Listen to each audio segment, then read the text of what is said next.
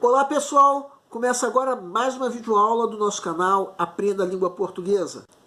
Antes de mais nada, inscreva-se no nosso canal para não perder nenhuma de nossas videoaulas.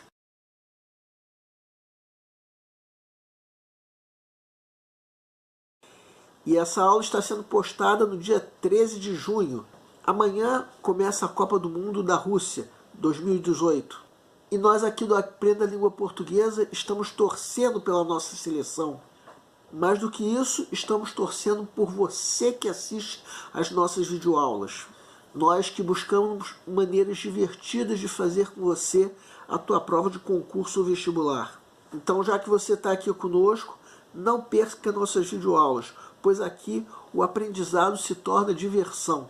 Esperamos que você seja o campeão da tua prova. Nós apostamos em você. Como eu já disse, nós estamos apostando em você.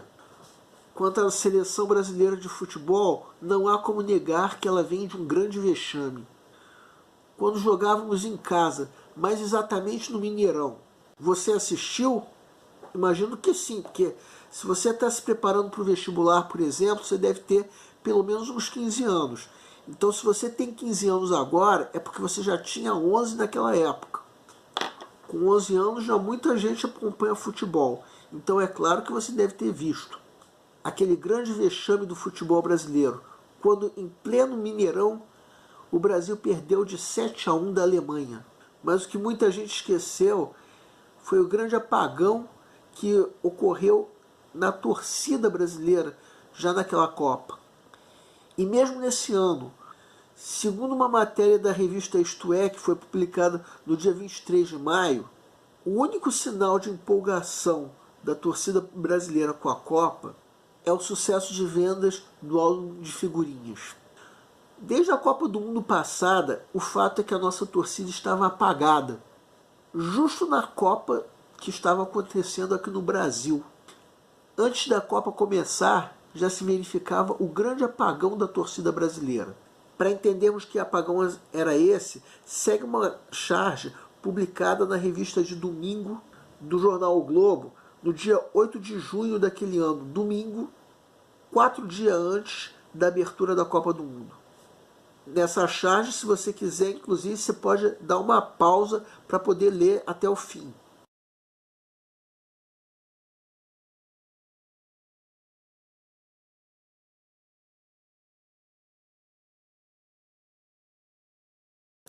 Viram? Era assim mesmo que estava o povo brasileiro às vésperas da Copa. E uma pesquisa da Unicarioca revelou o seguinte, que no caso do Rio de Janeiro, havia pouco mais de metade dos cariocas torcendo pelo Brasil. A Unicarioca entrevistou 668 cariocas, dos quais 55% estavam torcendo pela seleção brasileira, 45% não estavam torcendo, porque 22% não gostavam de futebol, 23% achavam que havia preocupações mais importantes como saúde, educação, saneamento, etc.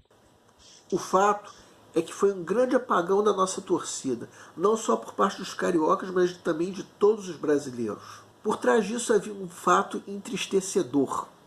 O Brasil entregou uma infraestrutura improvisada para a Copa, que ia desde o estádio Itaquerão, onde ocorreu a abertura, estádio esse que estava sem cobertura. Isso ia até uma lista de queixas enormes do brasileiro contra a Copa. Resumindo, a organização da Copa havia atropelado direitos humanos, gastos excessivos com a Copa, superfaturamentos, desapropriações que fizeram as pessoas perderem a casa para a construção de estádios que, desde aquela época, eram elefantes brancos. Sem falar de algumas prioridades que foram esquecidas, como educação, saúde, saneamento, entre outras coisas. Tudo isso fez com que muitos brasileiros torcessem contra a própria seleção, justamente na Copa que estava acontecendo aqui no Brasil. Entre os brasileiros que estavam desanimados com a Copa, havia alguns que achavam que se o Brasil perdesse a Copa em casa, acabaria de vez com a falsa sensação de que está tudo bem. E eles diziam que se o Brasil fosse campeão, iria fortalecer muito o governo.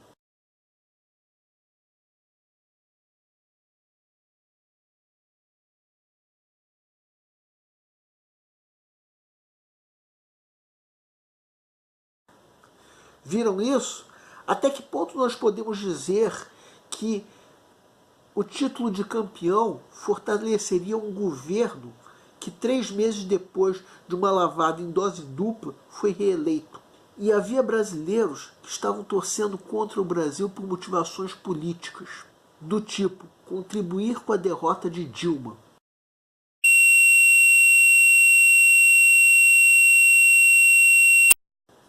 Então, minha gente, esporte e política não se misturam.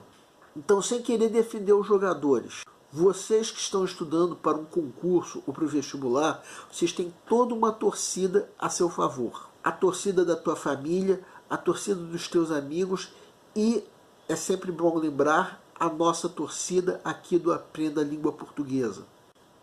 Mas a seleção brasileira na última Copa estava com a torcida apagada. Era muito brasileiro que estava torcendo contra. Ninguém consegue fazer uma coisa com tanta gente torcendo contra. Eu me lembro muito bem, eu assisti ao 7-1 na casa de um grande amigo meu. Depois voltei para casa e encontrei na internet uma bateria de piadas. O povo havia sido rápido para esculhambar o vexame, não é verdade? Eu mesmo me diverti tanto com as piadas que no dia seguinte parecia que eu estava feliz com o resultado. Segue agora uma seleção de algumas dessas piadas.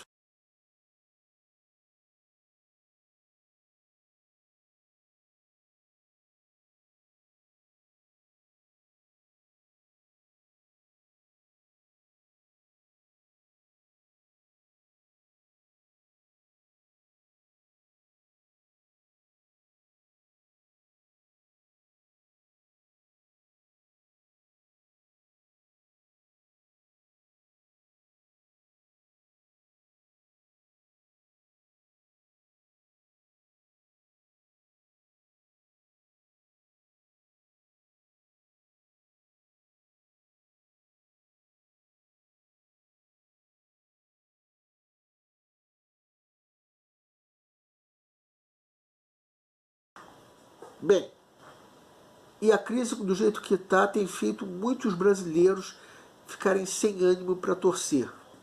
Mas o fato é que há muito tempo o futebol é o esporte mais popular não só do Brasil, como também no mundo inteiro. Como exemplo disso, vamos discutir uma questão do Enem. Segue um quadro. Enem 2016 é uma partida de futebol. A bandeira no estádio é um estandarte. A flâmula pendurada na parede do quarto. O distintivo na camisa do uniforme. Que coisa linda é uma partida de futebol. Posso morrer pelo meu time, se ele perder, que dor, imenso crime. Posso chorar se ele não ganhar, mas se ele ganha não adianta, não há garganta que não pare de berrar. No Brasil, além de um esporte de competição, o futebol é um meio de interação social que desperta paixão nas pessoas. No trecho da letra da canção, esse esporte é apresentado como uma A. Modalidade esportiva técnica. B. Forma de controle da violência. C. Um esporte organizado com regras. D. Elemento da identidade nacional. E. Fator de alienação social do povo. Peço para que deem uma pausa antes de ser dado o gabarito. O gabarito é letra D.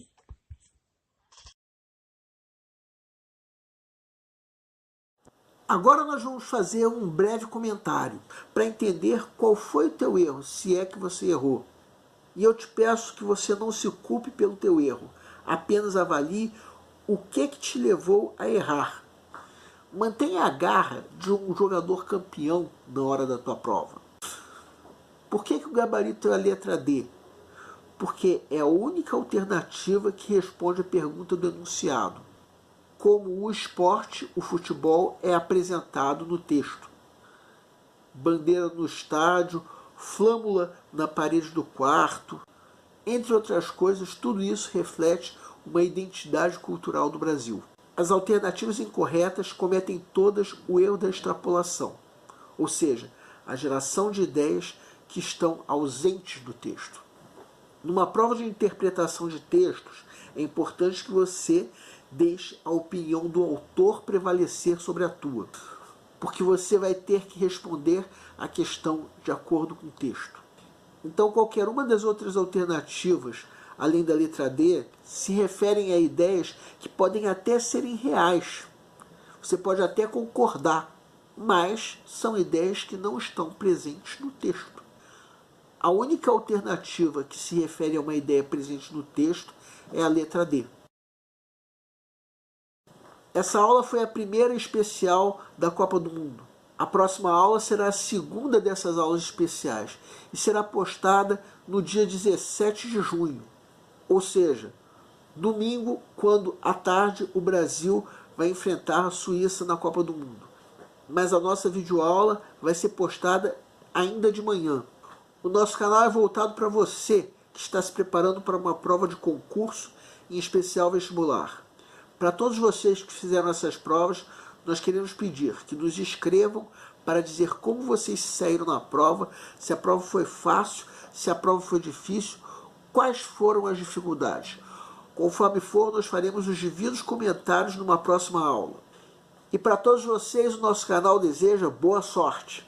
Se você está gostando das nossas videoaulas, marque um gostei. Se não está gostando, marque um não gostei. Em ambos os casos, façam os devidos comentários. É sempre bom para nós sabermos onde estamos errando e para isso nós contamos com a tua ajuda. Qualquer dúvida que você tenha pode nos escrever, seja através do nosso e-mail, seja através da nossa fanpage do Facebook, seja através do Google+. Aliás, vocês podem nos escrever para fazer qualquer comentário, elogio, crítica ou até reclamação sobre as nossas videoaulas. Isso porque a missão do Aprenda a Língua Portuguesa é melhorar cada vez mais. E para isso nós contamos com a tua ajuda. E nós agradecemos a todos vocês que estão assistindo as nossas videoaulas e principalmente nós agradecemos a vocês que estão compartilhando nossas videoaulas com outras pessoas. Muito obrigado porque vocês estão ajudando o nosso canal a ser feito. E para terminar, eu quero convidar cada um de vocês que ainda não se inscreveu no nosso canal que faça isso. Comece clicando nesse link. Muito obrigado e aguardem nossa próxima aula.